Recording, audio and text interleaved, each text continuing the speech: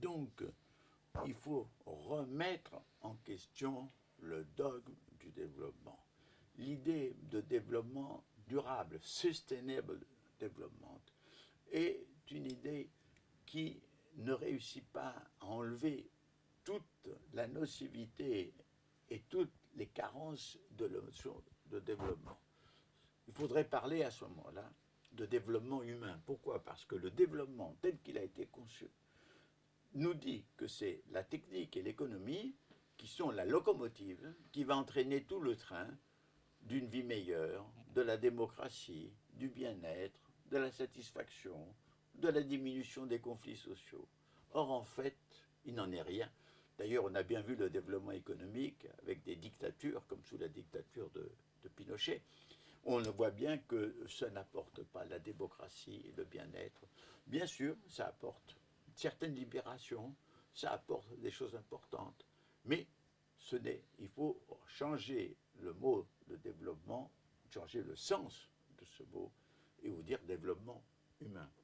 Parce que le développement, quand nous le concevons, euh, par exemple, dans le monde vivant, alors évidemment, c'est le bourgeon qui va donner une fleur. C'est-à-dire quelque chose qui n'existe pas dans le bourgeon, mais qui est virtuel. Ou bien, par exemple, l'embryon qui va sortir du ventre de sa mère, il va se développer en quantité de cellules, mais va se développer en organisation et va avoir des qualités nouvelles. Le développement signifie un développement pas seulement quantitatif, mais qualitatif. Or, le développement a été conçu jusqu'à présent uniquement en termes quantitatifs.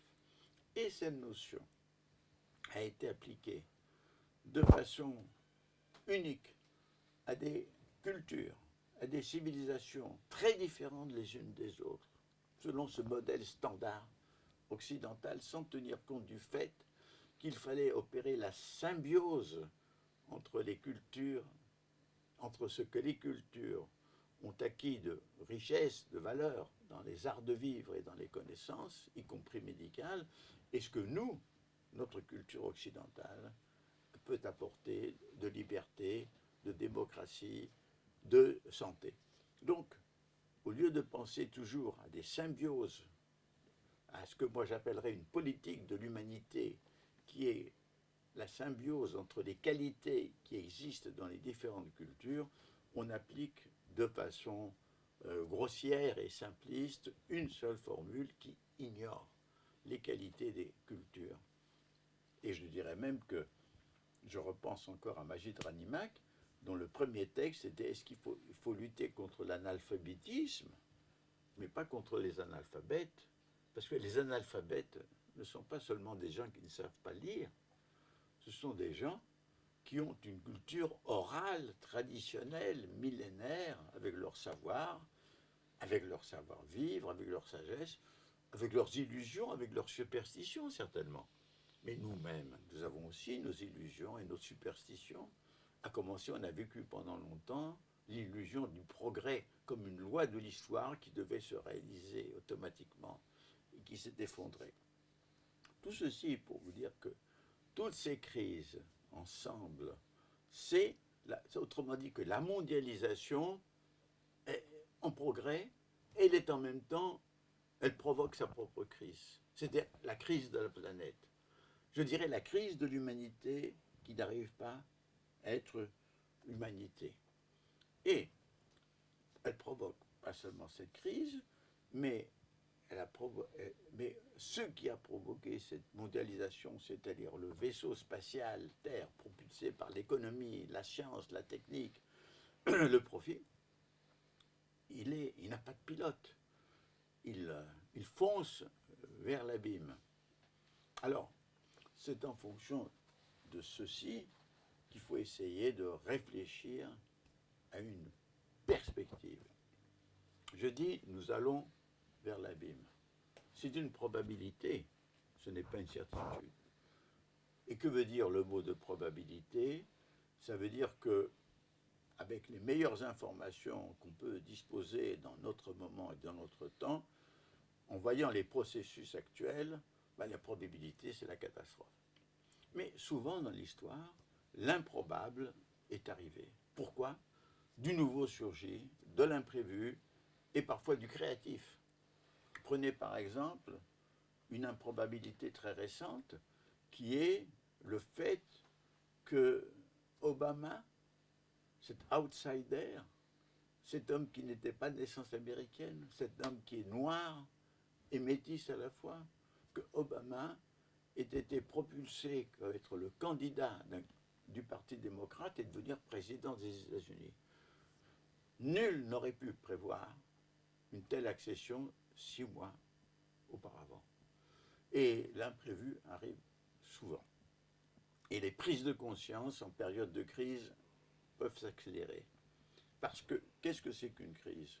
Une crise, évidemment, c'est un moment où les incertitudes progressent, où des systèmes plus ou moins régulés se dérèglent, où des facteurs réprimés se déchaînent, où l'imagination, la recherche réussit à trouver des solutions nouvelles, mais où parfois, au contraire, c'est le recours à des solutions magiques, providentielles, qui peut résoudre la crise.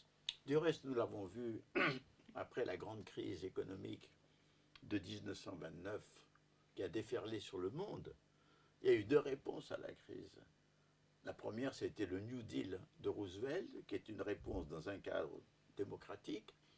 Et la deuxième, c'était la réponse du totalitarisme nazi qui est arrivé légalement au pouvoir en Allemagne. Et puis n'oublions pas que ces réponses à la crise, elles-mêmes, n'ont fait qu'aggraver la crise sur un autre terrain, puisque l'accession d'Hitler au pouvoir a déclenché le réarmement de l'Allemagne et la volonté de l'Allemagne de reconquérir des territoires perdus par l'ancienne Allemagne. Bref, tout ceci a amené à la Seconde Guerre mondiale. Et si vous voulez, la solution de la crise, c'est peut-être 20 millions de morts pour arriver à l'après-guerre, où un nouveau type de crise va surgir. Donc, il faut penser que la crise peut avoir des conséquences extrêmement graves. Mais il faut penser aussi qu'il peut y avoir une possibilité d'aller au-delà de la crise. Et dans le fond, tout le travail que nous allons proposer, ma collaboratrice et moi-même, nous allons proposer, c'est quelle est la voie, quelles sont les voies qui permettent de se rejoindre en une voie pour nous aider à nous en sortir. Alors, pour comprendre cela, il faut savoir que quand un système n'est pas capable de traiter ses problèmes vitaux, qui sont en même temps mortels, ou bien ce système se désintègre, ou bien il régresse, ou bien il arrive à sécréter, à créer de lui-même un système plus riche, capable de traiter les problèmes, c'est-à-dire un métasystème. Il arrive à créer un métasystème. Et nous ne savons pas. Nous savons que ça peut régresser, qu'on peut revenir à un état de la dislocation de la mondialisation par un retour à différents protectionnismes. Nous pouvons penser que tout ça peut amener à une grande désintégration. Nous pouvons penser peut-être qu'il faut aller vers la métamorphose. Mais alors comment? Alors méta, c'est un mot intéressant, métasystème, parce que ça fait penser à métamorphose. Et le mot métamorphose est un mot très riche. Il est plus riche que même que le mot de révolution, parce que ça veut dire qu'on se transforme. Tout en restant le même, on devient un autre. C'est par exemple la chenille, qui est un animal rampant, qui s'enferme dans une chrysalide, où elle va commencer par se détruire en tant que chenille, détruire son système digestif, sauf son système nerveux, pour se reconstruire de façon tout à fait différente en un insecte ailé. Et au terme de ce processus, effectivement, la chrysalide se déchire et apparaît la libellule ou le papillon, c'est-à-dire la métamorphose. La métamorphose est un phénomène assez fréquent dans le monde animal. Nous-mêmes, quand nous sommes dans le ventre de notre mère, nous sommes des animaux aquatiques qui ne respirons pas avec de l'air, de l'oxygène, mais quand nous en sortons, nous sommes métamorphosés en animaux terrestres.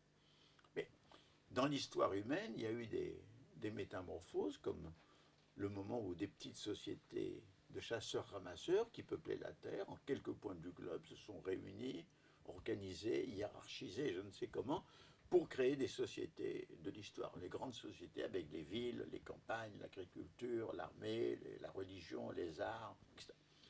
Donc, la métamorphose est une possibilité, et le grand problème, nous le comprenons, c'est de sortir de cette histoire de 10 000 années de guerre ininterrompue, guerre devenue aujourd'hui folle parce qu'elle risque de détruire toute l'humanité, pour arriver à un nouveau stade, à cette société-monde dont je parlais.